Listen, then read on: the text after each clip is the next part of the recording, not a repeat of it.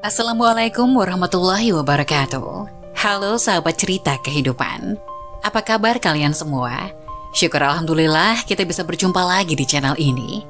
Selawat dan salam selalu tetap tercurah kepada junjungan kita, Nabi besar Muhammad Sallallahu Alaihi Wasallam. Tidak lupa kami sampaikan salam sehat, salam sejahtera. Semoga kita semua tetap dalam lindungan Allah Subhanahu wa Ta'ala. Seperti biasa, kita akan berbagi kisah dari yang unik, menarik, sampai bikin nangis. Semoga bermanfaat.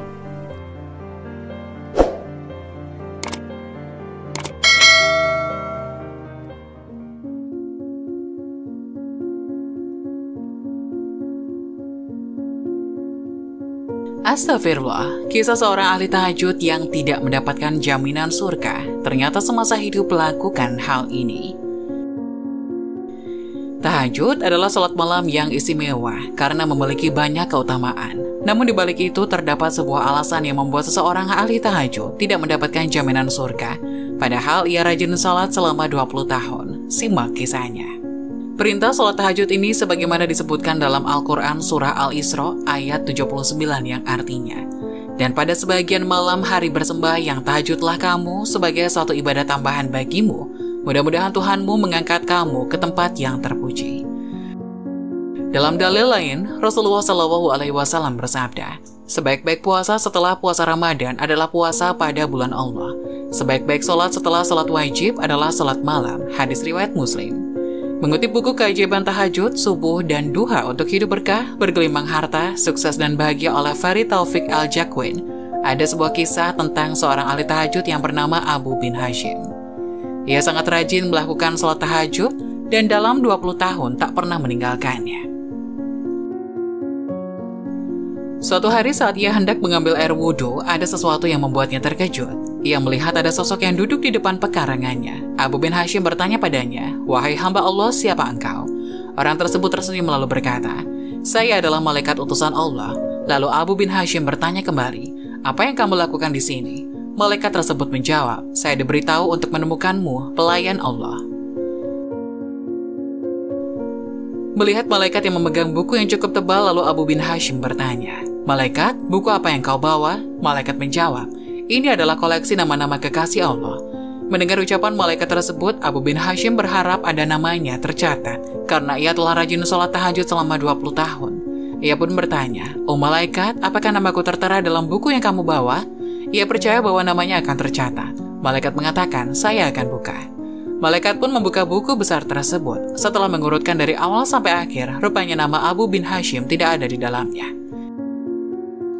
Abu bin Hashim meminta malaikat untuk mencari namanya kembali. Malaikat meneliti pelan-pelan dengan cermat, kemudian ia berkata, "Itu benar, namamu tidak ada di dalam buku ini." Abu bin Hashim pun bergetar lalu jatuh di depan malaikat. Ia menangis dan mengeluarkan air mata yang sangat banyak. Ia menyesali dan berkata, "Kehilangan diri saya yang selalu berdiri setiap malam di tahajud dan bermunajat, tapi nama saya tidak ada di dalam kelompok pecinta Allah." Keluhnya yang masih menangis sesanggukan. Malaikat berkata lagi, "Wahai Abu Hashim, saya tahu Anda bangun setiap malam saat yang lain tidur, wudhu dengan air dingin saat yang lain tertidur di tempat tidur. Tapi tangan saya dilarang bahwa Allah menuliskan nama Anda."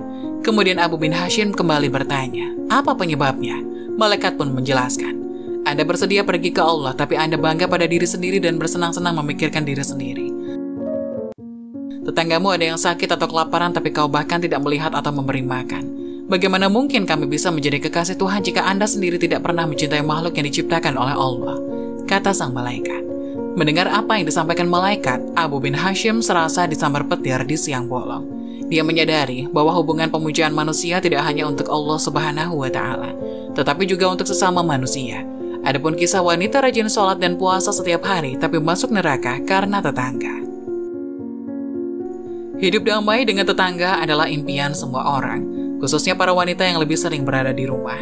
Selain kehidupan yang tenang dan damai di dunia, berhubungan baik dengan tetangga juga membuat kita bisa beribadah dengan tenang untuk bekal akhirat nanti.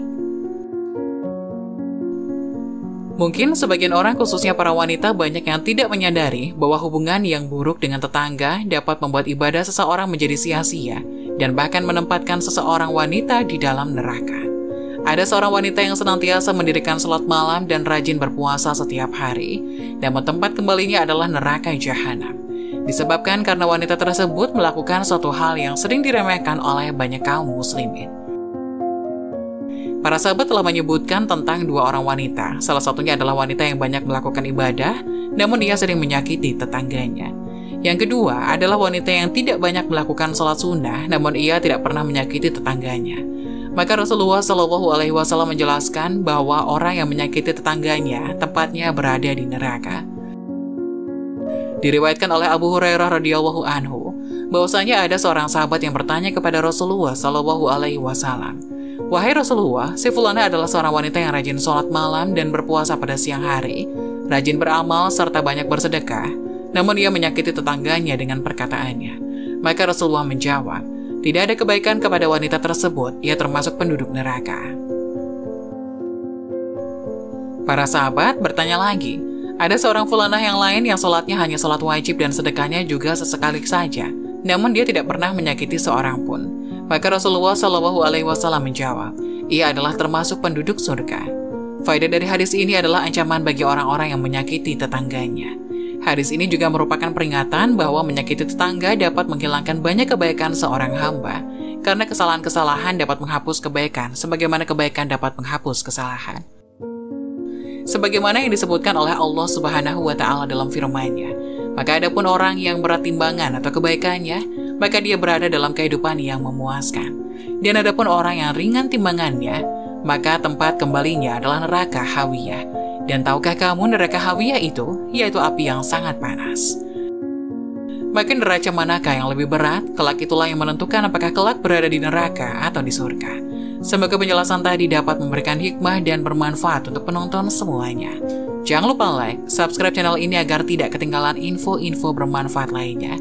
Sekian dari kami, terima kasih. Wassalamualaikum warahmatullahi wabarakatuh.